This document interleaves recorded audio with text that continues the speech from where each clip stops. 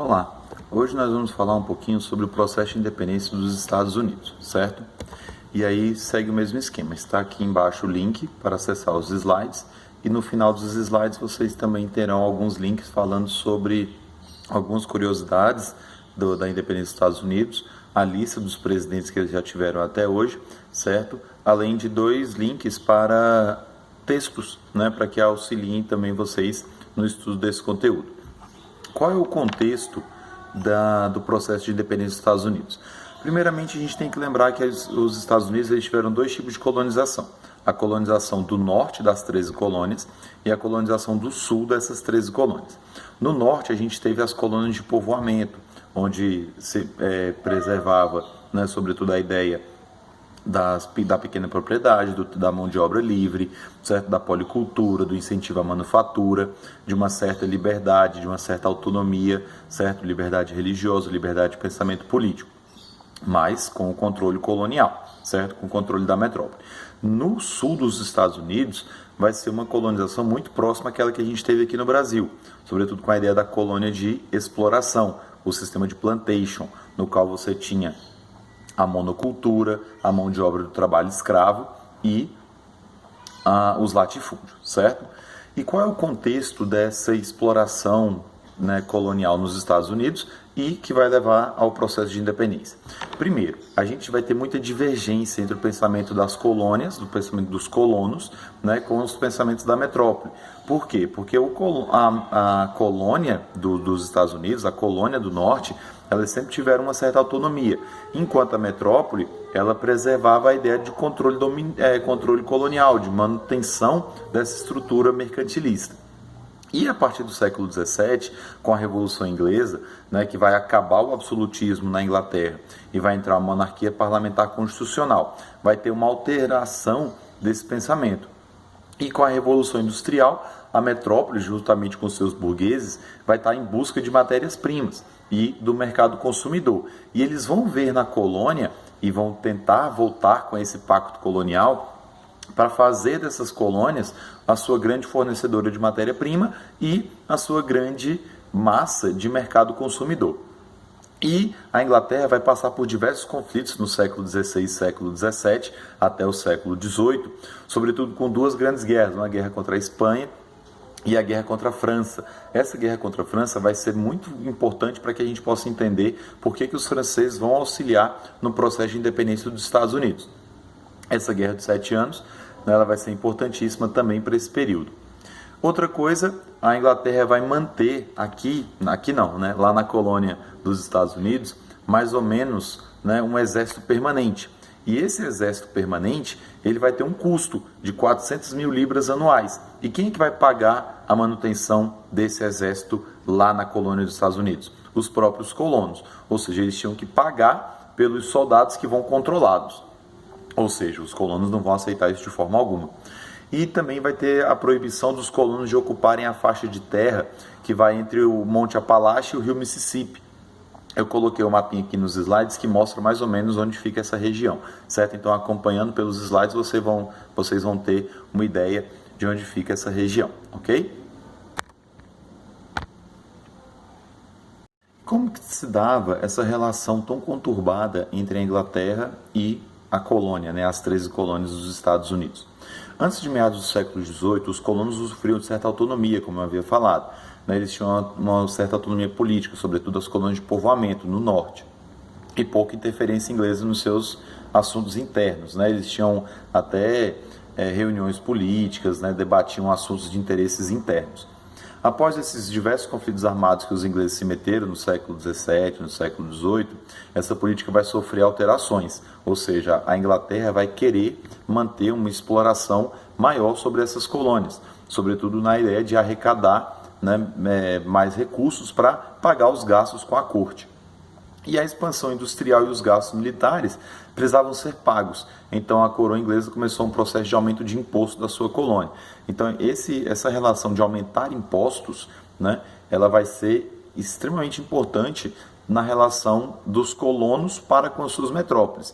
Tanto nas colônias aqui, que foi o Brasil, nas colônias da América Espanhola, como também nas colônias da América Inglesa. Quais são esses grandes impostos, né, que a gente está falando? Primeiro, a lei do açúcar, né, que vai ser o aumento de imposto sobre o açúcar, sobre o vinho, sobre o café, sobre a seda.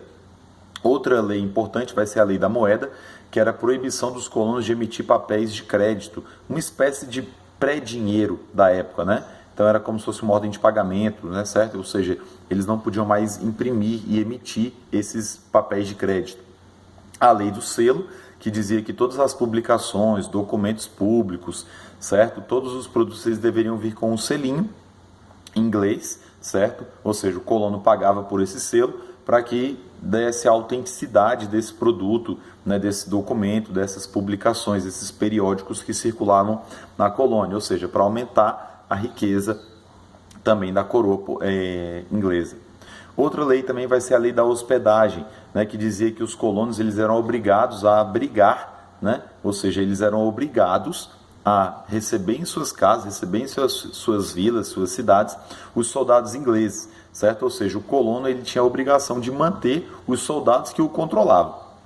Outra lei importante vai ser o Atos de Township, né, que é o imposto sobre o vidro, sobre corante, sobre chá. Né? Então, são algumas das leis, né, importantes para esse período. Qual o resultado disso? Obviamente, o boicote dos produtos ingleses pelos colonos, certo? Ou seja, os colonos vão começar a boicotar esses produtos para diminuir a arrecadação desses impostos, certo? Da Inglaterra. E vão ter diversos protestos dentro de todo o território das 13 colônias. Em relação a isso, a lei de selo ela vai ser revogada, certo? Os ingleses vão revogar essa lei. O estopim desse período vai ser com a lei do chá, né? Ou seja, somente a Companhia do Comércio das Índias Orientais, as companhias de comércio que a Europa criava para dominar a América, certo? Os portugueses fizeram isso, os holandeses fizeram isso, os espanhóis fizeram isso e os ingleses também o fizeram. Então só podia comercializar, né, esse chá por meio dessas companhias das Índias Orientais. Obviamente os colonos também não vão aceitar isso e aí vai ter a chamada Festa do Chá de Boston. Essa Festa do Chá de Boston, aproximadamente 150 colonos vão se vestir de indígenas, né, vão colocar trajes indígenas e vão invadir, né, o porto de Boston, vão invadir, mas acho que se eu não me engano, três navios da Companhia das Índias Orientais e vai jogar toda a sua carga, né, no mar, ou seja, vai causar um prejuízo gigantesco para os ingleses, né, a metrópole inglesa. A reação inglesa, obviamente, não poderia ser diferente, levando em consideração a ideia da metrópole para com a sua colônia, né, eles vão criar algumas leis que vão ser chamadas de leis intoleráveis, certo? O que seriam essas leis intoleráveis?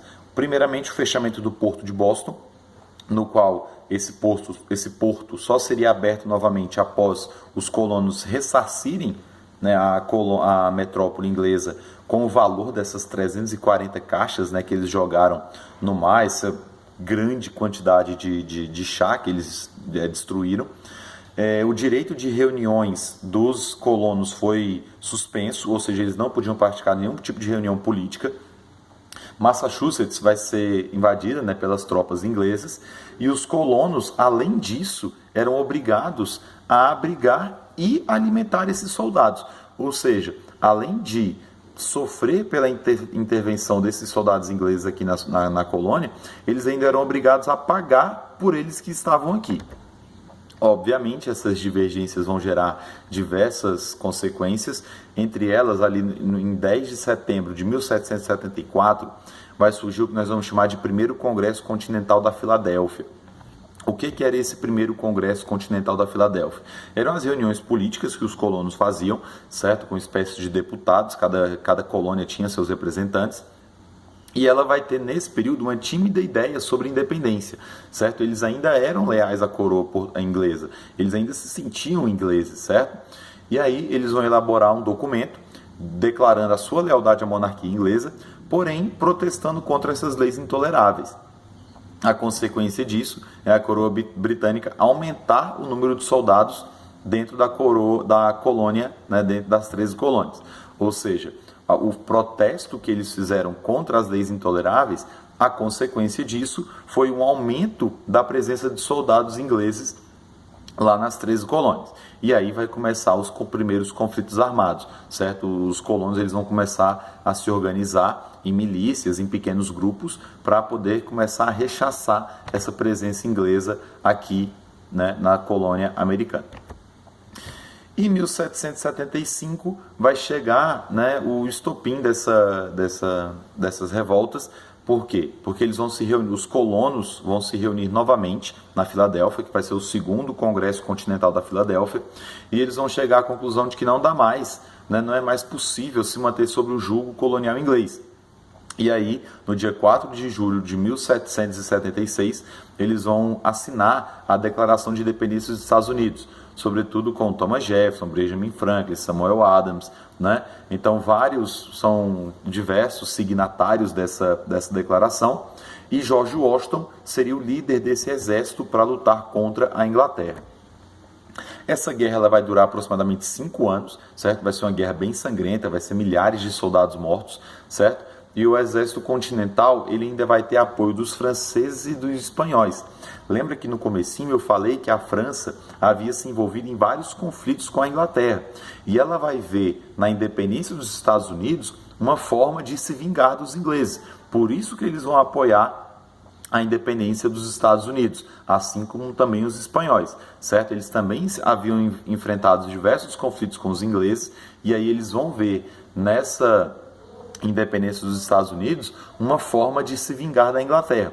Por isso que eles vão apoiar a independência dos Estados Unidos, mesmo porque franceses e espanhóis também tinham diversas colônias espalhadas tanto pela América quanto pela África, certo? Então, a ideia da liberdade não era uma ideia francesa e uma ideia espanhola, né, a sua liberdade colonial, mas sim era uma forma de atacar os ingleses. E após, né, esses 5 anos de diversos conflitos pelo território, né, os colonos vão chegar à vitória e a Inglaterra vai reconhecer a independência dos Estados Unidos no ano de 1783, num tratado chamado Tratado de Paris, certo? Então a independência dos Estados Unidos ela foi uma independência com bastante conflito, com bastante guerra, mas ela foi reconhecida a partir do Tratado de Paris em 1783. Quais são as consequências, né, dessa independência? Primeiro, a consolidação dos Estados Unidos como uma nação independente, certo? Vai ser a primeira nação independente pós-conquista dos europeus na América. Lembre-se disso, porque aqui a gente tinha diversas nações independentes antes da chegada dos portugueses, e dos espanhóis, dos franceses, dos ingleses, dos holandeses. Após a chegada do europeu, vai ser a primeira nação que vai conseguir a independência. Eles vão ter uma defesa dos ideais iluministas, certo? Esse iluminismo nós vamos ver posteriormente em outra aula. A consolidação como a república, certo? A república vai ser consolidada a partir dos Estados Unidos. O declínio colonial da Inglaterra na América continental, porque a Inglaterra vai ter diversas colônias espalhadas pela África, diversas colônias espalhadas pela América Central, certo? Então vai ter colônia espalhada pelo mundo inteiro. Então vai ser um declínio na América continental. França e Espanha vão recuperar alguns continentes, alguns territórios na América. No mapinha que eu coloquei aqui para vocês nos slides, está bem bonitinho, colocando onde que é terra espanhola, onde que era terra francesa, onde que era terra dos Estados Unidos, certo? Então está bem dividido, bem bonitinho aqui no mapa. E vai ser o início da expansão dos Estados Unidos para o oeste. Lembra que eu falei da ideia do Monte Apache e do rio Mississippi, que os colonos não podiam adentrar aquela região? Então, a partir da independência, eles vão começar. E essa marcha para o oeste vai ficar muito mais forte a partir do século XVIII, a partir do século XIX, ok? Quais são as características gerais dessa Constituição dos Estados Unidos? Primeiramente, a República, certo? Ou seja, a consolidação da República, ok? Federalismo, certo? A ideia de criar uma federação onde cada unidade vai ter suas liberdades, certo? Cada colônia, né, da formação dessas 13 vai ter sua liberdade, vai poder criar suas próprias leis, mas vão seguir um presidente, daí a ideia do presidencialismo. Eles também vão priorizar a ideia da liberdade de expressão, mas é uma liberdade de expressão um pouco limitada, certo? Porque você deveria ter liberdade de expressão desde que você seguisse os ideais constitucionais, seguisse os ideais iluministas e seguisse a religião cristã. certo? Daí também a ideia da liberdade religiosa, né? Uma liberdade religiosa também questionável, mesmo porque você deveria seguir o cristianismo, qualquer que fosse outra sua religião, você seria perseguido também em relação a isso. E como a gente falou aqui, vocês não viram em nenhum momento eu falando sobre a participação efetiva da população, né, a não ser na guerra, e da população reivindicando o fim da escravidão.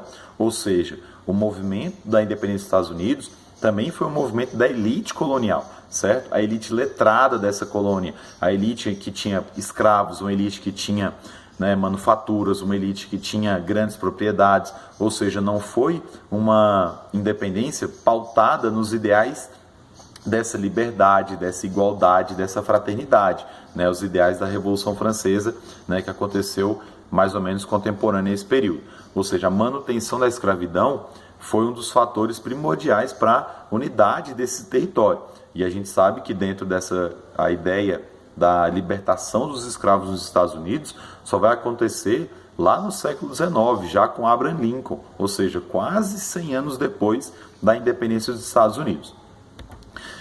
Coloquei aqui para vocês alguns links, como eu falei no começo do vídeo, coloquei para vocês 2 links com conteúdo, certo? Com textos, são textos curtos para que vocês possam dar uma lidinha também para complementar aquilo que eu falei aqui. Coloquei também para vocês um link sobre alguns fatos interessantes que aconteceram dentro desse período da independência dos Estados Unidos.